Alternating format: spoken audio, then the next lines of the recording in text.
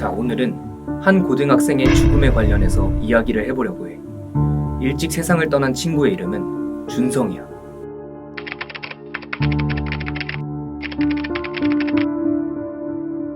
준성이는 2020년 2월 2일 준성이네 집 주변 강기슭에서 시체로 발견이 돼. 무언가에 의해서 목이 심하게 졸린 채로. 시체가 발견된 후 얼마 안 있어서 경찰들은 사인을 자살이라고 발표해. 그런데 몇몇 사람들은 준성이가 죽음을 맞게 된 그날에 벌어진 일들에 주목했어. 목이 졸릴 때 외부에서 당긴 흔적을 발견한 거야. 타살의 가능성을 제기한 거지. 한 고등학생이 죽은 사건이 단지 자살이라는 사인으로 막을 내려야 한다는 게 찝찝했던 거지. 그러게, 준성이가 죽은 당일날 어떤 일이 벌어졌는데? 자, 일단 준성이가 사망한 곳에서 발견된 세 가지 물건을 보여줄게. 자, 이 세 가지 물건이 그 당일날 무슨 일이 일어났는지 보여주는 것들이야. 뭐지? 이게 준성이의 죽음과 관련된 것이 맞아? 사망에 이르게 한 직접적인 칼이나 그런 것들은 아니지만 준성이를 죽음으로 몰아간 것들이라고 할 수 있지. 그리고 이 세 가지 물건은 모두 각각 엇갈리는 진술을 하는 세 명의 용의자를 가리켜. 자자, 일단 준성이가 어떤 아이였는지 말해줄게. 준성이는 대부분의 고등학생이 그렇듯이 놀기 좋아하고 공부에는 흥미가 별로 없던 평범한 대한민국 고등학생이었어. 근데 준성이가 유일하게 잘하고 또 즐기는 게 있었어. 바로 미술. 그림을 그릴 때면 무언가 흠뻑 취한 듯이 다른 공간에서 질주하는 것만 같았다고 해. 그래서 좋아하는 일을 하려고 미대를 준비하고 있었어. 왜 학교에서 보면 미대에 가려는 친구들 몇 명 있잖아. 준성이가 다니던 고등학교에도 이런 친구들이 몇몇 있었는데 그 중에 정우라는 아이도 준성이랑 마찬가지로 같은 전공을 준비하고 있었어. 미술하는 학생들이 노리는 대회. 뭐가 있을까? 맞춰봐. 공모전 있지 않나? 실력도 쌓을 수 있고 자기 스펙도 쌓을 수 있고. 맞아. 준성이가 사망하기 몇 주 전에도 꽤 규모가 큰 공모전 예선이 열렸었어. 준성이랑 정우도 이 대회에 참가했지. 준성이는 예선을 통과하기 위해서 정말 매일매일 손가락에 감각이 느껴지지 않을 정도로 연습을 했대. 그 고등학교에서도 준성이는 노력파로 유명했거든. 원래도 재능 있는 친구가 노력까지 더한다면 진짜 최고였겠지. 그런데 문제가 하나 있었어. 아까도 말했듯이 지극히 평범한 대한민국 중산층 부모님 밑에서 태어나서 자란 거야. 근데 제대로 미술을 전공하려면 그 비용이 조금 되나 봐. 준성이는 엄마 아빠에게 부담이 될까봐 좋은 선생님한테 레슨을 못 받고 가까운 동네 학원에서 열심히 준비하는 그런 케이스였어. 준성이 착하네. 반면에 정우는 유명한 선생님께 매주 꼬박꼬박 레슨을 받았어. 정우는 집안이 좀 살았거든. 뭔데? 국회의원이라도 돼? 맞아. 정우네 아빠가 정계 인사셔서 빵빵한 지원을 해주셨어. 준성이가 받지 못하는 개인 레슨도 꼬박꼬박 받았지. 그런 친구를 보면서 준성이는 더욱 악착같이 노력했다 그래. 그랬구나. 결과는 어떻게 됐어? 안타깝게도 잘 되지는 않았어. 자기 노력, 주변인들의 기대와 칭찬을 생각하면 믿을 수 없는 결과였지. 결과를 통보해준 건 선생님이었어. 준성이가 사망 당일 처음 만난 사람이야.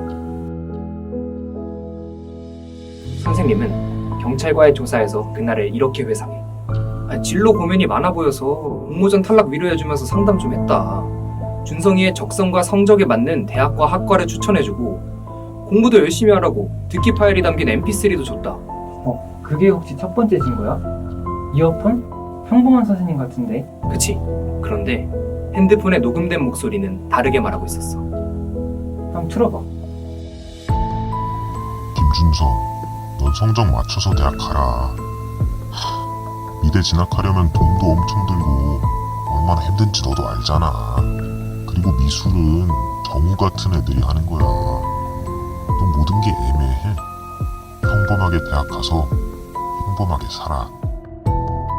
선생님은 아예 준성이가 미대 진학 꿈을 접길 바랬어. 도대체 왜? 자기가 하고 싶다는데. 아버지의 지원이 빵빵한 만큼 정우가 미대에 합격할 확률이 높다고 생각했던 거지. 준성이도 같은 과에 지원하게 되면 경쟁자가 느는 꼴이니까. 미술하고 싶어서 그렇게 열심히 한 애한테 그게 할 소린가? 선생님이면은 꿈을 복돋아주고 응원해줘야 되는 거 아니야? 그렇지. 어때? 범인인 것 같아? 말은 심했지만 확실한 살인 동기가 되는 것 같진 않아. 그래. 그럼 그날의 이야기를 더해보자. 예선도 떨어지고 꿈도 짓밟힌 준성이는 앞으로 자기가 하고 싶은 걸 못한다는 생각에 너무 속상했어. 그러던 중 두 번째 용의자를 만나게 돼. 그게 누군데? 바로 친구인 정우야. 응? 라이벌이었던 걔? 집에 가기 전에 준성이는 우연히 정우를 만났어. 준성이는 정우를 보는 순간 속상함이 한꺼번에 머리 끝까지 차올라서 그냥 지나치려고 했는데 정우가 준성이를 딱 붙잡는 거야. 그리고 이걸 쓱 내밀어. 열어봐. 이건 티켓? 응, 맞아. 준성이가 탈락했던 공모전 전시회잖아? 정우가 말했어. 야, 김준성, 예선 떨어졌다며? 내가 그랬잖아. 미술 제대로 배우려면 집안이 빵빵해야 된다고. 아니, 줄 게 있어서 그래. 공모전 본선 초대권이야. 시간 되면 꼭 와라. 보고 좀 배워. 동네 학원에만 갇혀있지 말고. 완전 야구른데? 안 그래도 화났는데, 그치? 그럼 정우가 범인인가? 아니, 그렇지만 나는 정우가 준성이의 죽음에 한몫했다고는 생각해. 그날의 이야기를 계속할게. 시간은 지나서 밤 7시가 됐어. 슬픔과 자신의 미래를 생각하며 길을 터벅터벅 걸어가던 준성이는 한 통의 문자를 받아. 그리고 이게 세 번째 단서야. 이 용의자는 모두 준성이를 위해 한 일이라고 해. 마지막 증거. 한번 읽어볼래? 엄마한테 온 문자네? 중간고사 성적표 봤다. 뼈 빠지게 돈 벌어서 학원 보내놨더니 이게 뭐니? 당장 집에 들어와. 준성이는 부모님께도 위로를 받지 못하고 외려 더 막막해졌어. 홍준아, 너가 만약 준성이었으면 어땠을 것 같아? 카톡 하나만 보고 부모님을 욕하는 건 좀 뭐하지만 이 카톡 하나만 봐도 평소에 부모님이 준성이한테 어마어마한 부담을 줘왔을 것 같다는 생각이 들어. 그런 정신적인 스트레스, 그리고 선생님한테도 응원은 받지 못할 망정 자신의 꿈을 포기해야 한다는 소리를 들었으니까 나 같으면 밤새 울어도 그 속상함이 풀어지지 않았을 것 같아. 그렇지. 범인이 누군지 이제 감이 와? 난 사실 잘 모르겠어. 사실 다 살해 동기가 부족해. 이야기를 들어보니까 난 자살했을 것 같은데. 맞아. 잘 캐치했어.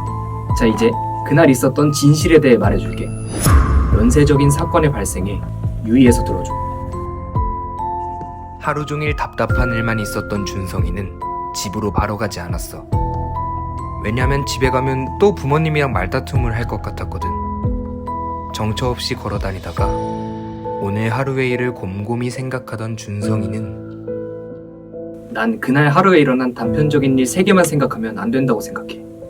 그동안 조언이랍시고 받은 충고들, 그것 때문에 인한 스트레스들이 준성이를 얼마나 옥죄었던 걸까 하고 생각해볼 필요가 있지. 그치. 학업적 스트레스랑 억압이 준성이의 발걸음을 비틀었고, 좁혀질 수 없을 것만 같은 계층과 격차를 쫓느라 가면 안 되는 곳으로 빠졌고, 꿈을 단정짓고 좌절시키는 어른들이 꿈 많은 청소년의 희망과 목을 조인. 너무 안타까운 일이지. 근데 난 또 이런 생각이 드는 게 이게 비단 준성이만의 문제는 아닌 것 같아. 그럼? 너가 말해준 대로 준성이는 정말 평범한 친구였잖아. 너랑 내가 고등학생이었을 때처럼. 그런 친구에게 일어난 일련의 크고 작은 사건들, 그로 인한 상처들에 나는 너무 공감이 됐어. 내가 고등학생 때 겪었던 일이랑 비슷하거든. 학업적 스트레스, 좁힐 수 없을 것 같은 소득 격차, 나라는 사람을 그 자체로 존중해주지 않고 사회적 잣대를 들이미는 세상 같은 거 말이야. 준성이한테 뿐만 아니라 지금 이 청소년 모두에게 일어나고 있는 불필요한 비극인 것 같아. 그래, 그럼 너는 어떻게 생각해?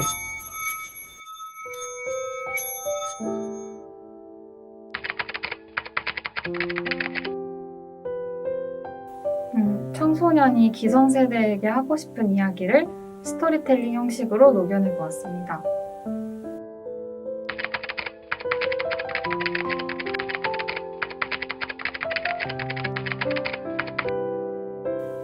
준성이는 결국 스스로 목숨을 끊었지만 저희는 이 사건을 단순히 자살이 아니라 자살을 하게 만든 간접적인 원인이 있음을 표현하고 싶었습니다. 선생님, 친구, 엄마는 각각 준성이의 개성을 존중하지 않는 사회, 소득 격차, 학업적 스트레스를 상징합니다. 선생님은 준성이의 꿈과 개성을 존중하지 않고 현실적인 조언이랍시고 진로를 강요했습니다. 학생의 꿈을 응원하고 지지해줘야 할 선생님이라는 존재가 학생의 삶을 오히려 단정지었던 것이죠.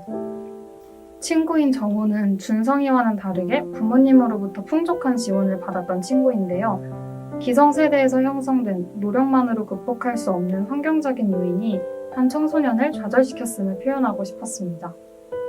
그리고 마지막으로 부모님의 주된 관심은 준성이의 학교 생활이 아니라 준성이의 학업과 진로뿐이었습니다. 부모님으로부터 받았던 어마어마한 정신적 스트레스는 준성이에게 큰 압박감으로 다가왔습니다.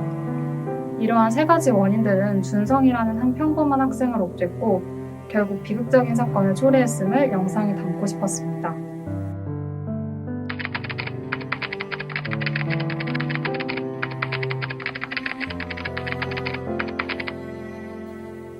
이 영상을 청소년들이 본다면 하나의 가상사건이라고 생각하지 말고 본인들의 삶이 온전하게 존중받아야 함을 깨달았으면 좋겠습니다. 또한 청소년들이 부모님, 선생님을 포함한 기성세대에게 본인의 개성을 확실하게 표현하고 주체적인 사람이 되었으면 좋겠습니다. 그리고 학부모를 포함한 기성세대가 이 영상을 보게 된다면 주변에 준성이 같은 아이가 없는지 관심을 기울이고 본인들이 청소년들에게 해준 말이 그 아이를 옥죄고 있는 건 아닌지 되돌아보는 계기가 되었으면 좋겠습니다.